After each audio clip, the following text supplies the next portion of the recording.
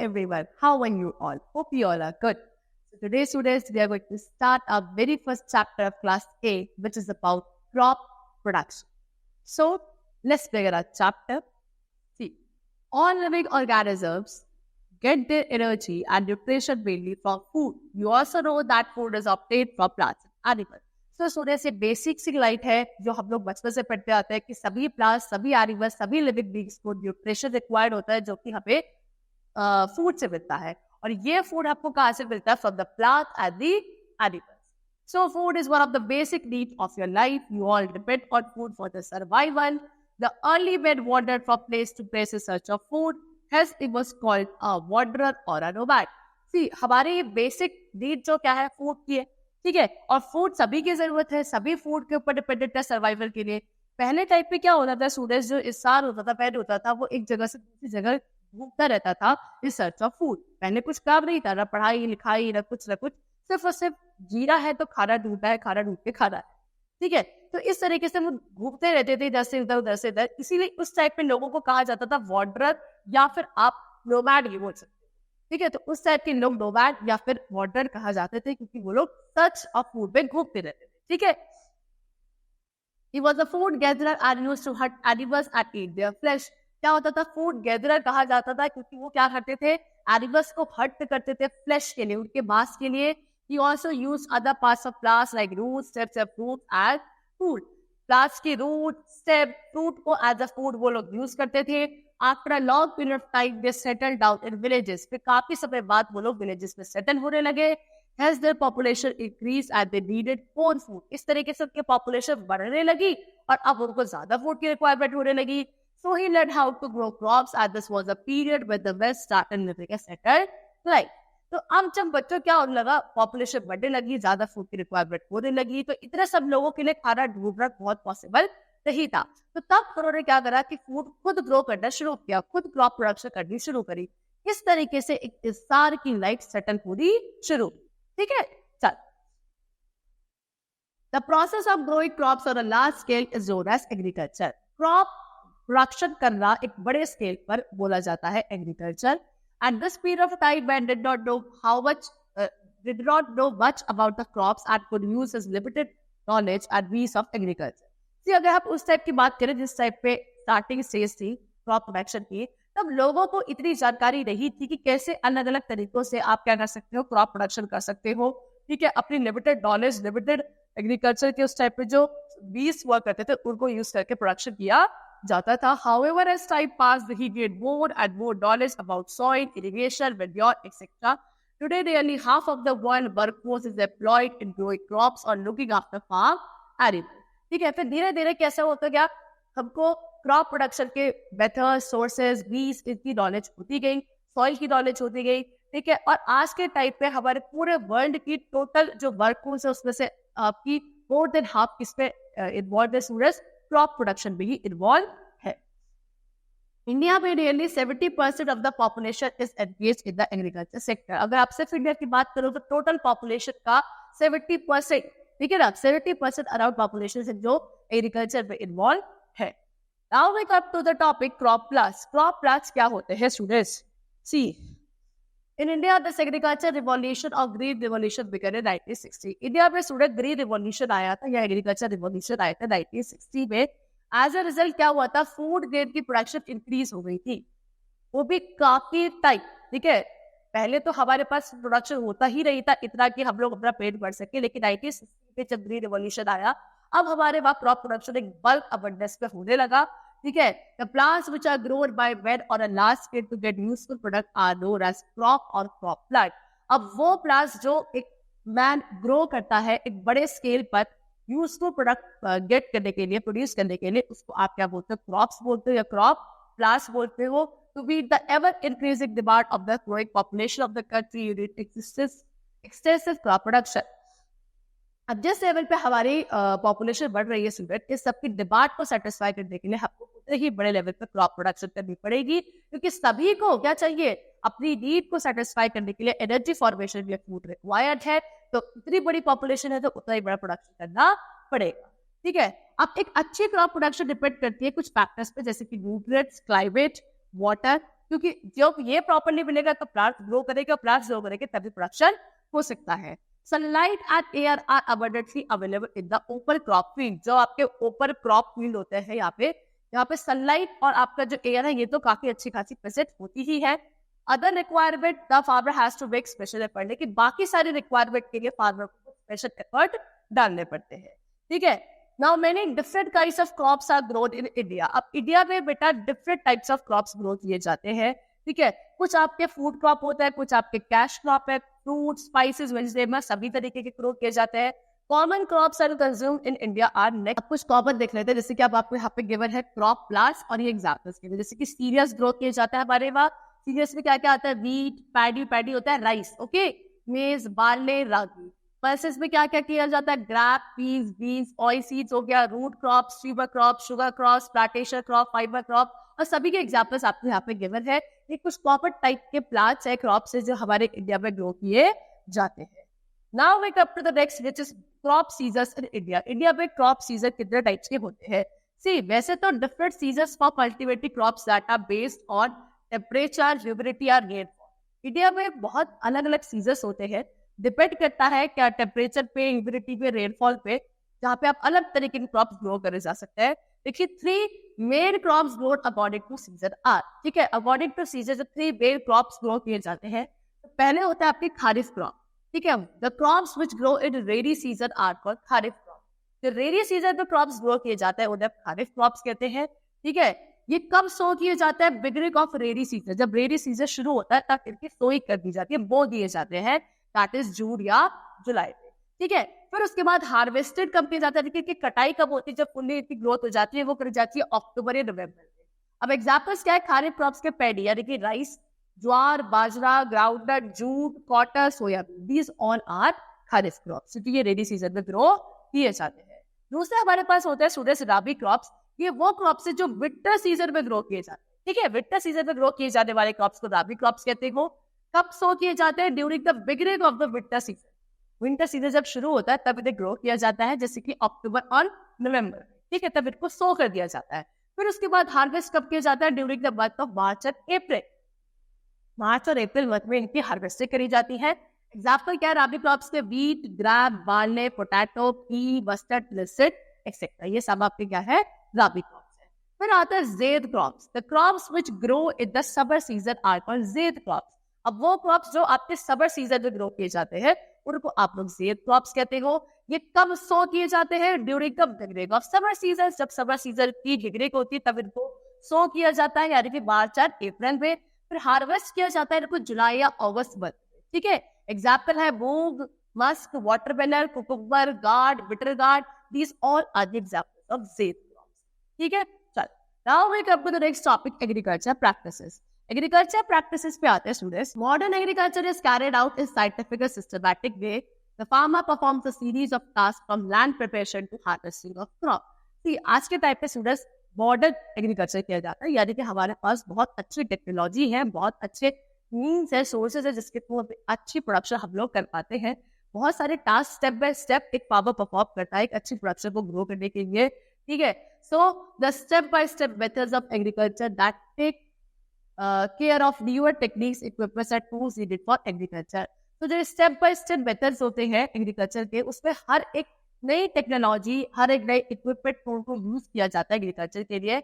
All the activities which are involve in the growing of crops are known as agriculture practices. वो सारी की सारी activities जो क्या क्रॉप प्रोडक्शन में स्टेप बाय स्टेप फॉलो करी जाती है उन्हें एग्रीकल्चर प्रैक्टिसेस कहा जाता है।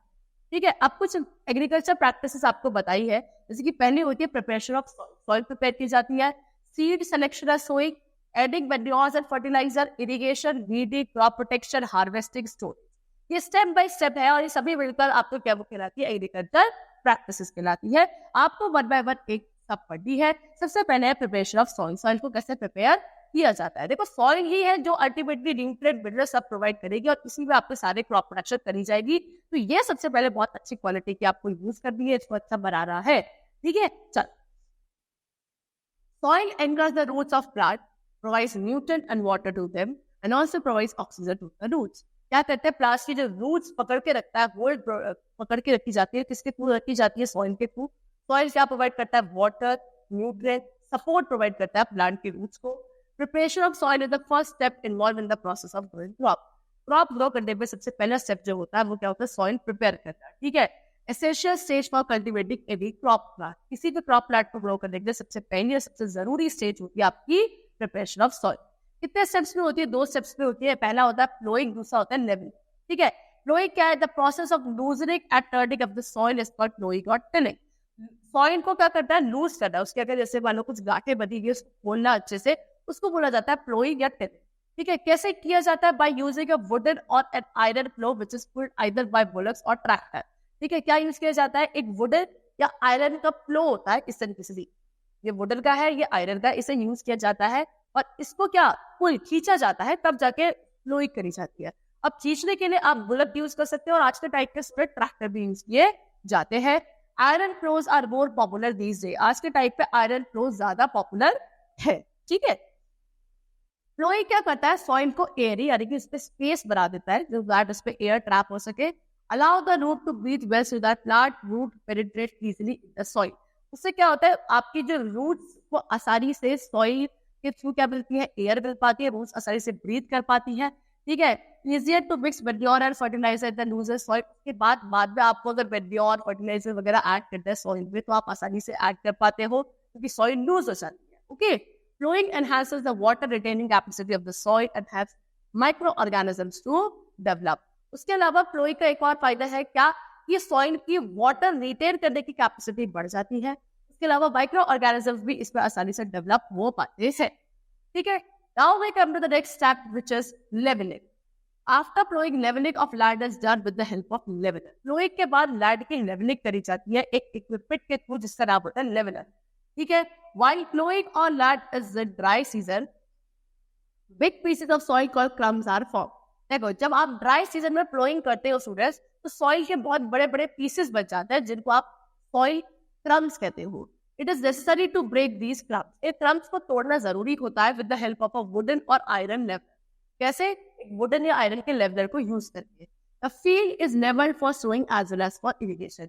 फील्ड को लेवल करना जरूरी होता है क्या करने के लिए, सोइंग करने के लिए या फिर इरिगेशन बाद में पानी की फैसिलिटी प्रोवाइड करने के लिए। Sometime manure is added to the soil, कभी कभी क्या होता है मेन्योर भी डाला जाता है सॉइल के अंदर, क्या करने से पहले, प्लोइंग करने से पहले, जिससे कि क्या हो प्रॉपर मिक्सिंग हो सके मेन्योर की किसके साथ, सॉइल के साथ। लेवलिंग क्या करती है, सॉइल को मॉइस्चर रिटेन करने में हेल्प करती है। सॉइल इरोजन ना हो विंड या वाटर के थ्रू, इसे भी प्रिवेंट करती है आपकी लेवलिंग। ये हो गया फर्स्ट स्टेप। सेकंड स्टेप होता है सीड सिलेक्शन एंड सोइंग। इसके बाद अब सीड जो आप जिसके थ्रू प्लांट ग्रो करेगा, क्रॉप ग्रो करेगा, उसका सिलेक्शन और उसको सो करना होता है। देखो after the soil is prepared seeds are scattered in the field. जब सॉइल प्रिपेयर हो जाती है अब सीड्स को इस तरीके से फील्ड में स्कैटर यानी कि फैला दिया जाता है, सीड मतलब बीजों को। The process of putting seed into the soil is called sowing. ये जो प्रोसेस होता है जहाँ पे आप फील्ड में क्या कर रहे हो, सीड्स को सो कर रहे हो, उसको बोला जाता है सोइंग, ठीक है। Before sowing good quality seeds are selected as they clean and healthy, ठीक है। सोइंग से पहले, सीड को सो करने से पहले अच्छी क्वालिटी की सीड सेलेक्ट करना भी बहुत जरूरी होता है, यानी कि जो अच्छी हो, हेल्दी हो, क्लीन हो, ठीक है। Seed should be sown at proper distances. एक प्रॉपर डिस्टेंस में आपको हर एक बीज को लगाना होता है। While sowing proper care is taken to ensure that the seed should penetrate to a particular depth in the soil, ठीक है। सोइंग के वक्त बीज लगाते वक्त आपको बहुत अच्छे से ध्यान रखना है कि आपकी जो सीड्स है वो आसानी से अच्छे से सॉइल की डेप्थ में जा रही है या नहीं, ठीक है। If planted on the surface they will be weekend by word. अगर आपने सॉइल ऊपर ही लैंड सरफेस ऊपर सीड डाल दी तो उसको तो बेटा बर्ड्स वगैरह कोई भी खा जाएगा, है ना, तो फिर कैसे ग्रो करेगी क्रॉप। सो इतने अच्छे से सॉइल के अंदर पेनिट्रेट करे, इस चीज का ध्यान रखना होता है। अब सीड सो करने के बहुत सारे मेथड है, एक है ब्रॉडकास्टिंग, दूसरा है सीड ड्रिल और तीसरा है ट्रांसप्लांटेशन, जिससे आप सीड सोइंग कर सकते हो। सबसे पहला है ब्रॉडकास्टिंग। इसमें क्या करा जाता है, सीड्स को मैनुअली यानी कि by scattering them on the field directly कोई आदमी, कोई मैन क्या कर सकता है, ऐसे फील्ड में इस तरीके से स्कैटर यानी कि फैलाता हुआ चला जाता है, सोइंग कर देता है, ठीक है। इसको बोला जाता है broadcasting. This is the oldest method used in most part of the country. बहुत ही पुराना मेथड है जो हमारी कंट्री में यूज करा जाता है। फिर आते हैं सीड ड्रिल। सीड ड्रिल क्या है, it has a funnel at the top and several tubes running from the funnel to the ground level. क्या होता है इस तरीके से, देखो ये फनल होता है, फनल के अंदर से बहुत सारी, ये देखो ये फनल हो गया, फनल में से बहुत सारी ऐसी ट्यूब्स निकल रही होती है जो नीचे की तरफ ग्राउंड लेवल की तरफ होती है. Seeds are put into the funnel and the drill is run over the ground. ठीक है, इसमें फनल पे सीड डाली जाती है और फिर इस फनल के थ्रू ये जो ड्रिल जब चलती है तो ये इनके थ्रू ट्यूब्स के थ्रू सीड सारी निकलकर ग्राउंड के अंदर पेनिट्रेट करवाई जाती है. As the drill scratches the ground making furrows for the seed are sown into them. फिर क्या होगा, ड्रिल आपको स्क्रैच करता हुआ चलेगा सोइल को और सीड आपके अच्छे से अंदर हमारी क्या कर दी जाएगी, सो कर दी जाएगी. This method helps to sow the seeds at the correct depth and interval. इस मेथड से क्या होता है, आपकी सीड्स एकदम करेक्ट डेप्थ तक जाती हैं और एक करेक्ट डिस्टेंस में डिस्ट्रीब्यूट होकर स्प्रेड करी जाती है. फिर आता है ट्रांसप्लांटेशन. सब types cereals like rice and some other vegetables have a different sowing process. देखो कभी कभी आपके जैसे राइस हो गए या कुछ वेजिटेबल्स की सीड्स होती है, इनको सोइंग करने का प्रोसीजर थोड़ा सा डिफरेंट होता है. यानी कि when the seeds sprout into seedling, the seedlings are planted manually into the fields from nursery. ठीक है, पहले क्या करा जाता है, इसके सीड स्प्राउट्स को अलग से सीडलिंग पे कन्वर्ट किया जाता है. फिर इनको क्या करा जाता है, बाद में सीडलिंग्स को मैनुअली एक एक करके खुद जाके सॉइल के अंदर क्या करना पड़ता है, पेनिट्रेट करवाना पड़ता है. After they have grown into small plantlet, फिर जब वो थोड़ा स्मॉल प्लांटलेट में ग्रो कर दी जाती है तब उन्हें बोला जाता है सीड. ठीक है, these seedlings are then transferred and transplanted into the field. वही बताया, ये seedlings को क्या करा जाता है, ट्रांसफर कर दिया जाता है फील्ड में. इस प्रोसेस को बोला जाता है transplantation. Okay, it is necessary to see that there is sufficient space left between seed and seedlings while sowing and transplanting is required to them. क्या ये बहुत जरूरी है कि आप ये देखते चलो कि sufficient space है या नहीं सीड और सीडलिंग के बीच में. ठीक है, चलो फिर आता है third step which is adding manure and fertiliser. अब आपको मैन्योर और फर्टिलाइजर ऐड करने हैं. Plant require nutrient for growth which they get from soil. See अब प्लांट्स को क्या चाहिए, न्यूट्रिएंट्स चाहिए होते हैं जो उनको सॉइल से मिलते हैं. ठीक है, the soil does not always have rich minerals. ऐसा जरूरी नहीं है कि सॉइल में हमेशा बहुत अच्छे खासे मिनरल्स अपने आप से हो. तो in order to enrich the soil, substances are added to the soil in the form of nutrients. These nutrients are called manures and fertilizer. तो क्या करा जाता है, सॉइल की क्वालिटी को बढ़ाने के लिए कुछ सब्सटेंसेस को ऐड करा जाता है सॉइल के अंदर. कुछ सब्सटेंसेस को आप बोलते हो मैन्योर्स या फिर fertilizer. Okay, the process of adding manure and fertilizer is called manuring. और ये जो प्रोसेस होता है जहाँ पे आप सॉइल में मैन्योर्स को, फर्टिलाइजर्स को ऐड करते हो, इस प्रोसेस को मैन्योरिंग कहा जाता है. ठीक है, चलो सो अब पढ़ते हैं फटाफट से किसके बारे में, मैन्योर्स के बारे में कि मैन्योर्स क्या होते हैं. They are the organic substances जो कहाँ से मिलते हैं आपको, डेड प्लांट से मिलते हैं या एनिमल के वेस्ट से मिलते हैं. दे सप्लाई एसेंशियल न्यूट्रिएंट. क्या आप सप्लाई करते हैं, एसेंशियल न्यूट्रिएंट्स और ह्यूमस किसको, सॉइल को. और फिर सॉइल को क्या बनाते हैं, फर्टाइल बनाते हैं. ठीक है, farm yard manure is obtain from cattle dung. Farm yard जो आपका मैन्योर होता है वो कहाँ से मिलता है, कैटल डंग से मिलता है. यूरिन, स्ट्रॉ, लीव या बाकी जो फार्म का वेस्ट होता है उससे. Compost is manure obtained by the decomposition of dead plant, animal wastes, sewage waste, etc. Compost एक ऐसा manure है जो किससे मिलता है आपको, जब dead plant, animal waste, sewage waste इस सब का अच्छे से decomposition हो जाता है तब आपको compost आपका manure मिलता है. Green manure कैसे मिलता है आपको, decomposition of fast growing leguminous plant like guar and sarhab. Such plants are grown and plowed back into the soil. Green manure बनता है जब क्या आपके बहुत जल्दी ग्रो होने वाले जो लेग्यूमिनस प्लांट्स होते हैं जैसे कि आपके गौर एंड सरहब, इनके डिकम्पोजिशन से मिलता है ग्रीन मैन्योर. ठीक है, चलो फिर आता है फर्टिलाइजर्स पे. ये आपके मैनमेड मिनरल सॉल्ट होता है. मैनमेड मिनरल सॉल्ट होता है, इसीलिए आप इन्हें इनऑर्गेनिक फर्टिलाइजर भी बोलते हो. Which supply a specific nutrient to the soil. ये किसी एक स्पेसिफिक न्यूट्रिएंट को ही सप्लाई करते हैं टू द सॉइल. सबसे ज्यादा कॉमनली यूज होने वाले फर्टिलाइजर है एनपीके फर्टिलाइजर, जिसमें नाइट्रोजन, फॉस्फोरस, पोटेशियम सॉल्ट काफी अच्छी क्वांटिटी में होते हैं. ठीक है, चलो अब आपको यहाँ पर डिफरेंस गिवन है इसके बीच में, मैन्योर और फर्टिलाइजर के बीच में. ठीक है, चलो आगे फिर आता है नेक्स्ट स्टेप पे जिसका नाम है irrigation. The supply of water to crop at different stages of growth is called irrigation. अब क्रॉप्स को ग्रो करने के लिए क्या चाहिए होता है, वाटर भी चाहिए होता है. तो वाटर सप्लाई करना क्रॉप्स को डिफरेंट स्टेजेस पे कहा जाता है irrigation. Water keeps the nutrient dissolve which are easy for the roots to send up to the other parts of the plant. Water क्या करता है, अपने अंदर न्यूट्रिएंट्स को डिसॉल्व कर लेता है और फिर कहा जाता है रूट्स तक जाता है और रूट्स उसको एब्जॉर्ब करके क्या बाकी प्लांट के पार्ट्स तक ट्रांसपोर्ट कर देती है. इरिगेशन एक is an artificial method of supplying water to the crop. Crops को वाटर सप्लाई करने का एक आर्टिफिशियल मेथड है जिसको आप इरिगेशन कहते हो। कुछ क्रॉप्स जैसे कि rice need more water than other. Rice होता है चावल, जो एक क्रॉप है बच्चों, उसको ज्यादा पानी की जरूरत होती है बाकी क्रॉप्स के कंपैरिजन में। ओके, समर्स में when water loss through evaporation is high, more irrigation is required.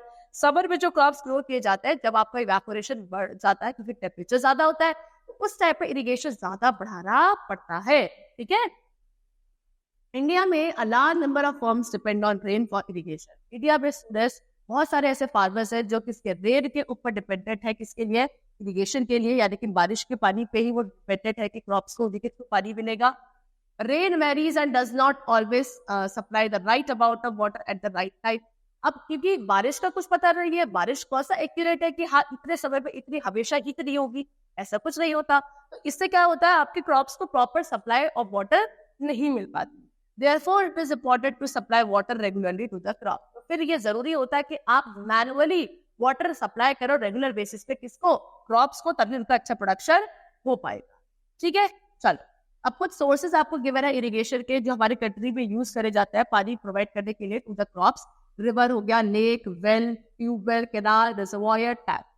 The water from these resources is discharged into the field by irrigation canals or pumped by using electric or diesel pump. अब क्या होता है, ये जितने भी resources से यहाँ से वाटर क्या कर दिया जाता है, फील्ड की तरफ डिस्चार्ज कर दिया जाता है, या तो इरिगेशन कैनाल्स के थ्रू या फिर क्या इलेक्ट्रिक एंड डीजल पंप होते हैं उनके थ्रू पानी को यहाँ से कैरी करके फील्ड तक पहुंचा दिया जाता है।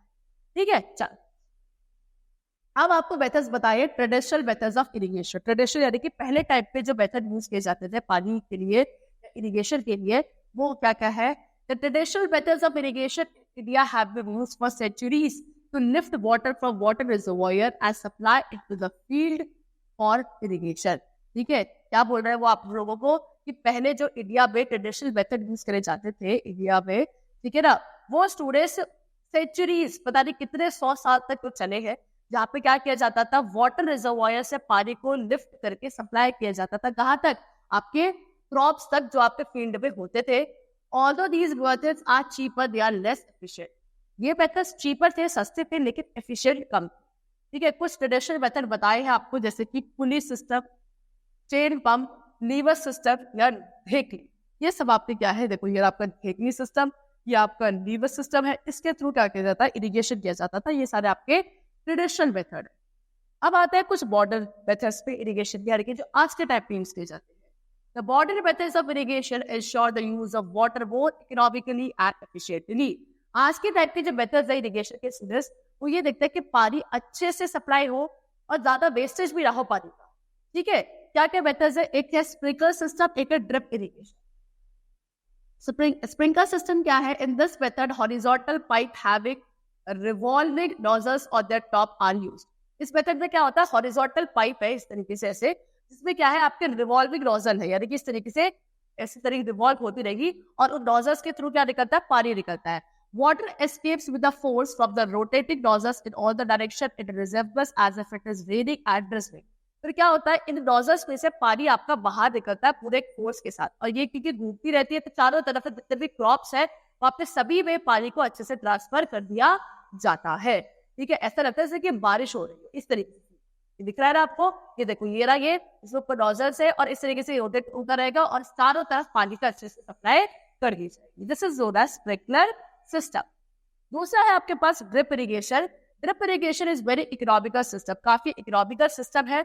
It provides drop by drop water enhances for drip irrigation. क्या होता है, ड्रॉप बाय ड्रॉप यहाँ पे पानी की सप्लाई करी जाती है, बूंद बूंद से। ठीक है ना, इसीलिए इसको इकोनॉमिकल कहा जाता है क्योंकि पानी का वेस्टेज ज्यादा नहीं होता है, और ड्रिप इरिगेशन है कि ड्रॉप बाय ड्रॉप, इसलिए इसका नाम ड्रिप इरिगेशन है। बहुत ही यूजफुल है उन एरिया में जहाँ पे there is very less availability of water, जहाँ पे पानी की कमी है, बहुत कम पानी होता है, वहां पे काफी यूजफुल है ये मेथड। ठीक है, this system consist of laid down pipes which have specially prepared nozzles attached to them. इसमें क्या होता है, नीचे ऐसे पाइप्स होते हैं बिछा दिए जाते हैं, जिसके आगे नोजल्स होती है जिसके थ्रू पानी निकलता है।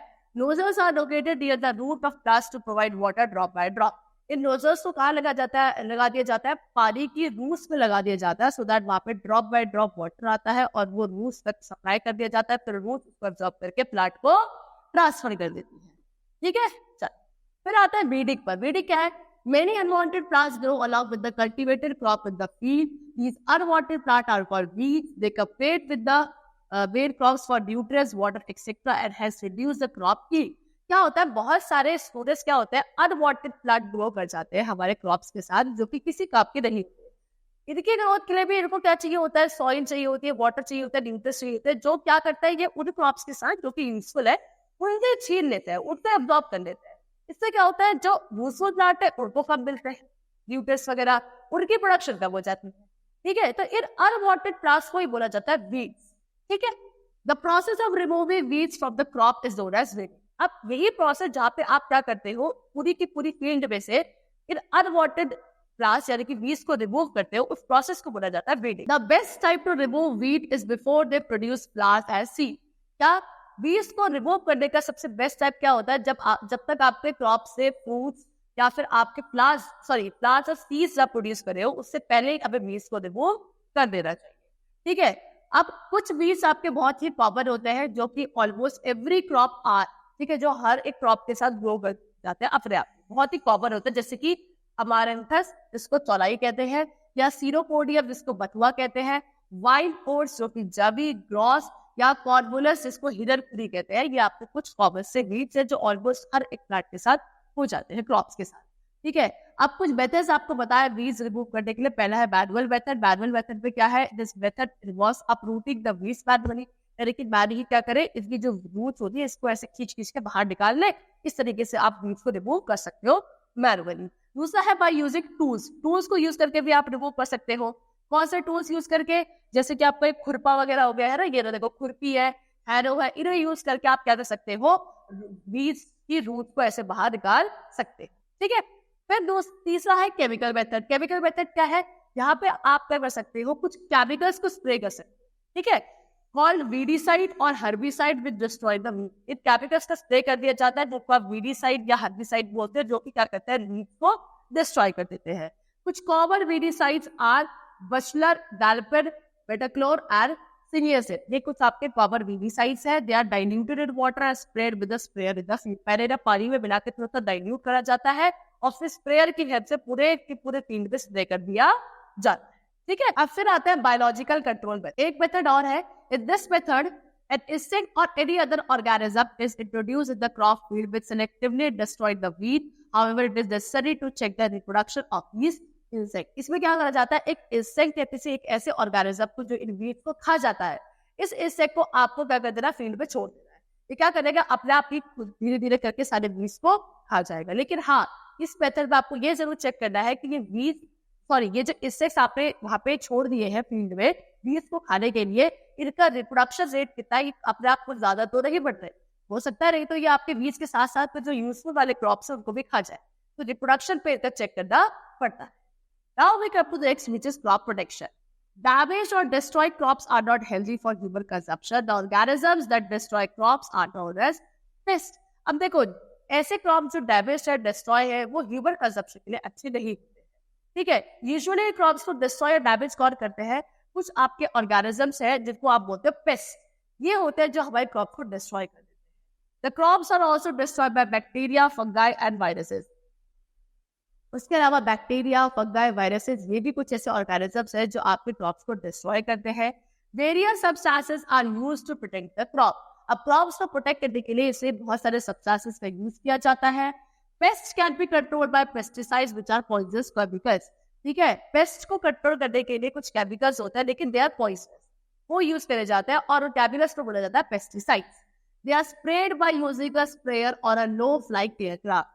ठीक है, इनका क्या करा जाता है, फील्ड पे स्प्रे किया जाता है। कैसे स्प्रे किया जाता है? या तो स्प्रेयर से या लो फ्लाइट एयरक्राफ्ट होता है, उसमें हिसाब से स्प्रे कर सकते हो। क्या क्या होता है? These includes insecticides like DDT, BHC, commonly known as gammexane, वेनेथियोर, disyston etcetera used to destroy insect. ये कुछ आपको इंसेक्टिसाइड्स बताए हैं जिनको आप यूज कर सकते हो।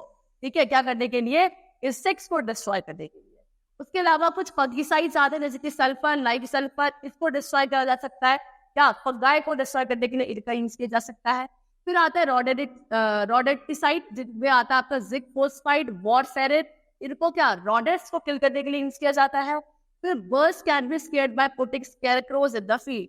बर्ड्स को डराया जा सकता है क्या, फील्ड पे स्केयरक्रो यूज करके, इस तरीके से बोलते हैं स्केयरक्रो, ऐसा खड़ा कर दिया जाता है तो बर्ड अपने आप डर के ही फील्ड में नहीं आती। ठीक है, फिर नेक्स्ट स्टेप आता है आपका हार्वेस्टिंग का। अब आपका क्रॉप अच्छे से तैयार है, ठीक है, once the crop matures it is harvested, that is cut and gather. जब एक बार क्रॉप अच्छे से मैच्योर हो जाता है फिर उनकी कटिंग करी जाती है, इकट्ठा करा जाता है। ये जो प्रोसेस होता है cutting and gathering crop from the field और मैच्योरिटी इज वन हार्वेस्टिंग। क्या, जब फील्ड आपका अच्छे से मैच्योर कर चुका है, अच्छे से ग्रो हो चुका है, उसके बाद उसको कटिंग गैदरिंग करना, इस प्रोसेस को हार्वेस्टिंग कहा जाता है। It is done with the help of hand sickles और by using a machine called a harvester. ठीक है, या तो हैंड सिकल या फिर एक मशीन होती है हार्वेस्टर, इसको यूज करके आप हार्वेस्टिंग कर सकते हो।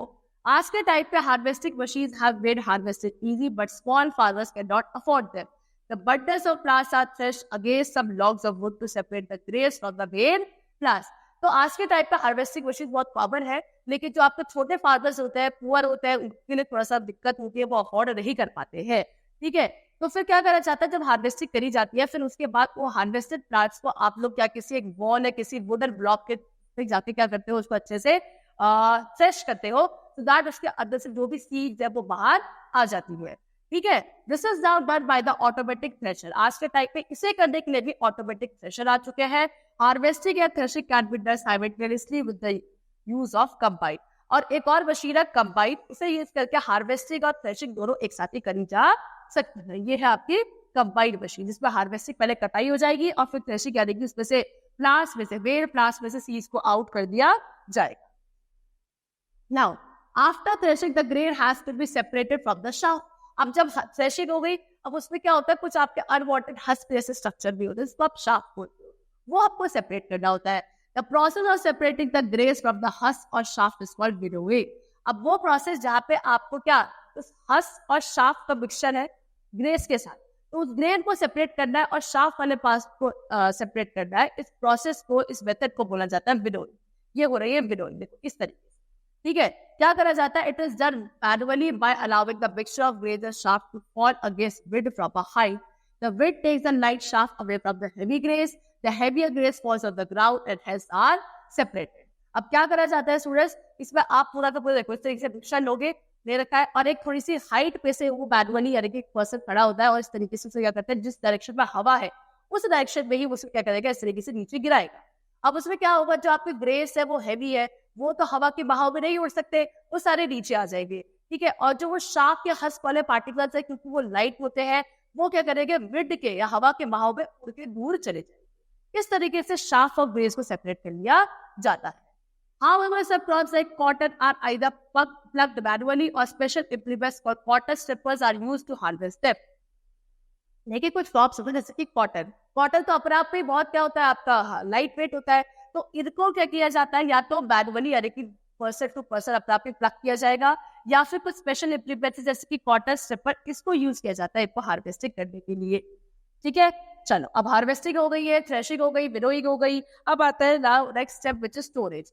Harvested crop has been threshed and dried in the sun. अब हार्वेस्टेड क्रॉप को जब अच्छे से थ्रेशिंग हो गई, विनोइंग हो गई, अब उसको अच्छे से सन में धूप में क्या करा जाता है, ड्राई किया जाता है। Threshing is done to bring down the moisture content below 14% by weight to prevent them attack by paste.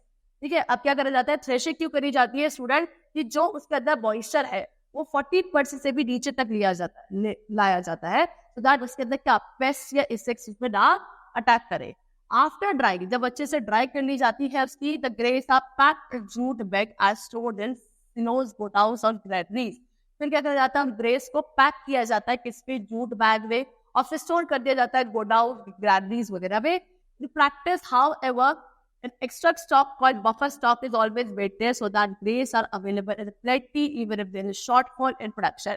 उसके बाद क्या किया जाता है, एक्स्ट्रा स्टॉक जिसको आप बफर कहते हो वो मेंटेन किया जाता है कि इफ इन द केस कभी इन द फ्यूचर शॉर्टेज हो जाए, प्रोडक्शन अच्छा ना हो, तो तब उन ग्रेन्स को यूज करा जा सकता है। ठीक है, इन आवर होम्स, हमारे घर में food grains are stored in metal bins. होता है ना, घर में तो होती है मेटल की बनी हुई बिन्स होती है, उसमें फूड ग्रेन स्टोर किया जाता है। फिर क्या डाली जाती है उसमें, ड्राइड नीम लीफ, नीम के पत्ते डाली जाती है सूखी हुई, क्यों, so to prevent pest infestation, so that उसमें क्या ना लगे, कीड़ा ना लगे, पेस्ट ना लगे, उससे बचाने के लिए हम लोग उसमें सूखी नीम की पत्तियां ऐड कर देते हैं उस बिन में जहां आपने ग्रेन्स को स्टोर करा होता है। ये कॉमनली हमारे घर में यूज किया जाता है। ठीक है, चलो now we come to the next topic, which is nitrogen cycle. Nitrogen is used by life forms to carry out many of the functions of life. Nitrogen क्या है स्टूडेंट, आपकी लाइफ में बहुत सारे फंक्शंस को कैरी करने के लिए यूज किया जाता है life form. The process of conversion of atmospheric nitrogen by bacteria into such compounds that are consumed by the plant is known as nitrogen fixation. ठीक है, अब क्या वो प्रोसेस जहां पे एटमॉस्फेयर की नाइट्रोजन को कन्वर्ट किया जाता है उस फॉर्म ऑफ नाइट्रोजन में जिसको प्लांट्स इजीली एब्जॉर्ब कर सकते हैं, इस प्रोसेस को नाइट्रोजन फिक्सेशन कहा जाता है। अब एक बैक्टीरिया होता है जिसको नाइट्रोजन फिक्सिंग बैक्टीरिया कहा जाता है, जो कि नाम है उसका राइजोबियम। ये आपका मिलता है स्टूडेंट कुछ small ball attach to the roots of legumes, यानी कि लेग्यूम्स एक प्लांट्स होता है, उसके रूट्स में स्मॉल बॉल्स होती है नीचे अंदर, उनमें अटैच होता है ये बैक्टीरिया। जैसे कि आपकी पीज हो गया, बीन, ग्राउंडनट, मूंग, ये सब लेग्यूम प्लांट्स है, इनके रूट्स में ज्यादातर आपको बैक्टीरिया मिलता है। Legumes are grown as rotational crop for the purpose of nitrogen fixation. ज्यादातर इन लेग्यूम्स को ग्रो किया जाता है, ये आपके कैसे क्रॉप से रोटेशन, यानी कि इनको कुछ टाइम में अपना आप ही ग्रो कर दिया जाता है, सो दैट क्या ये आपके नाइट्रोजन फिक्सेशन करने में हेल्प करे। ठीक है, एयर कंटेन्स कितना नाइट्रोजन, आपने बचपन से पढ़ा, एयर में सबसे ज्यादा जो गैस होती है वो नाइट्रोजन होती है, which is about 78%. The atmospheric nitrogen is not used by the plant directly. अब ये जो एटमॉस्फेरिक नाइट्रोजन है इसको प्लांट्स डायरेक्टली यूज नहीं कर सकते हैं। Before it is consumed it combines with oxygen. Consume करने से पहले इसको ऑक्सीजन के साथ कंबाइन होता है, कार्बन के साथ, हाइड्रोजन के साथ, और फिर उसके बाद इसे यूज किया जाता है as a nutrient like water. ठीक है, nitrogen is return to the atmosphere forming a cycle called nitrogen cycle. फिर ये नाइट्रोजन वापस एटमॉस्फेयर को रिटर्न कर दी जाती है एक साइकिल की फॉर्म में, जिसको हम नाइट्रोजन साइकिल कहते हैं। ठीक है, देखो ये आपको नाइट्रोजन साइकिल गिवन है। Plants absorb nitrates from the soil and produce proteins in their cell. क्या करते हैं प्लांट्स, सॉइल में से नाइट्रेट्स को एब्सॉर्ब करते हैं और फिर उसके बाद अपने सेल्स में प्रोटीन्स प्रोड्यूस करते हैं। When the consumer eat the plant, फिर जब कंज्यूमर इसी प्लांट को खा जाता है, the nitrogen enters the food chain by the process called nitrogen assimilation. अब ये नाइट्रोजन कहाँ एंटर कर जाती है, फूड चेन में एंटर कर जाती है, किस प्रोसेस के थ्रू, नाइट्रोजन एसिमिलेशन के through. A part of this protein is broken down in the bodies of animal and is excreted. फिर क्या होता है, इसी प्रोटीन का कुछ एक पार्ट होता है जो एनिमल की बॉडी में ब्रेक होता है और फिर उसका एक्सक्रीशन कर दिया जाता है। Moreover, when animal die, उसके बाद कभी जब एनिमल्स की डेथ हो जाती है, micro organism act on that, micro organism उसके ऊपर काम करते हैं, डिकम्पोज करते हैं और उनके नाइट्रोजन कंपोनेंट्स को किस में कन्वर्ट कर देते हैं, अमोनिया। ठीक है, इस प्रोसेस को बोला जाता है ammonification. Okay, some of these compounds are taken up by plant. अब फिर इनमें से कुछ कंपाउंड्स प्लांट्स दोबारा से एब्जॉर्ब कर लेते हैं। ठीक है, and the rest are converted into nitrate. अब बचा हुआ किसमें कन्वर्ट हो जाता है, नाइट्रेट में। कैसे, by nitrifying bacteria present in the soil. इसकी वजह से वो नाइट्रिफाइंग बैक्टीरिया जिस सॉइल में प्रेजेंट होता है वो उसको दोबारा से क्या कर देता है, नाइट्रेट में कन्वर्ट कर देता है। The process of conversion of ammonia into nitrate is called nitrification. ये जो प्रोसेस होता है जहाँ पे अमोनिया कन्वर्ट हो जाता है नाइट्रेट्स में, इसको बोला जाता है nitrification. Okay, some of these nitrates are absorbed by plants. कुछ नाइट्रेट्स को प्लांट्स एब्सॉर्ब कर लेते हैं। The rest are converted to free nitrogen gas by denitrifying bacteria. और बचे हुए जो नाइट्रेट्स होता है उसको दोबारा से क्या कर दिया जाता है, फ्री नाइट्रोजन गैस में कन्वर्ट कर दिया जाता है। उसके लिए भी एक बैक्टीरिया होता है denitrifying bacteria. This is called denitrification और इस प्रोसेस को बोला जाता है denitrification. This ammonia may be released into the atmosphere, thus completing the nitrogen cycle. और इस तरीके से इस अमोनिया को दोबारा से एटमॉस्फेयर में रिलीज कर दिया जाता है ना, सो दैट जो हमने नाइट्रोजन स्टार्टिंग में एब्जॉर्ब करी थी वो दोबारा से रिटर्न कर दी जाती है और इस तरीके से नाइट्रोजन साइकिल आपकी कंप्लीट हो जाती है। ठीक है, चल तो स्टूडेंट्स हमने यहाँ पे पूरा का पूरा मेथड, पूरा का पूरा प्रोसेस पढ़ लिया, किस तरीके से आप क्रॉप्स की सोइंग से लेकर हार्वेस्टिंग, स्टोरेज सब पढ़ लिया, नाइट्रोजन साइकिल पढ़ लिया, बहुत डिटेल में हमने पूरा चैप्टर कंप्लीट कर लिया है। I hope you all understood it very well. The chapter is completed. Thank you.